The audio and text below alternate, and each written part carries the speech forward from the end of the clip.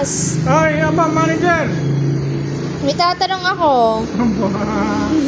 Anong tatanong mo? Go ahead.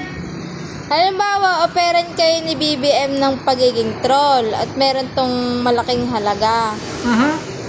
Anong gagawin nyo? Tatanggapin nyo ba to? Manager, ako'y matanda na. Ano? Ang nakamasid sa akin, mga apo ko na.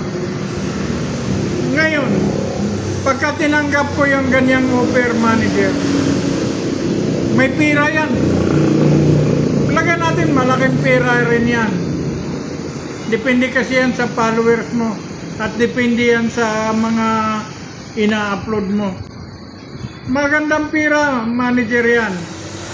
Nga lang, pagkakatulad kong matanda na, dapat pawang katotohanan ang ating sasabihin.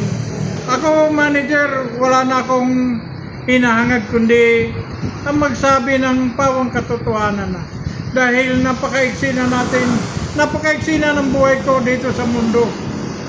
Bago ako'y magsisinungaling pa. Ganito, manager, ang aking mga apo, bagamat hindi yan nagsasalita, tanggap nila ang kanilang lolo kahit mahirap, pero hindi sinungaling.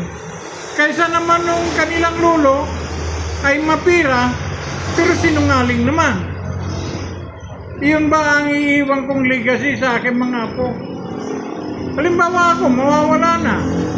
Pagka magiging vlogger ako ng magiging troll ako, ay ubod ng kasinungalingan lahat ang aking gagawin.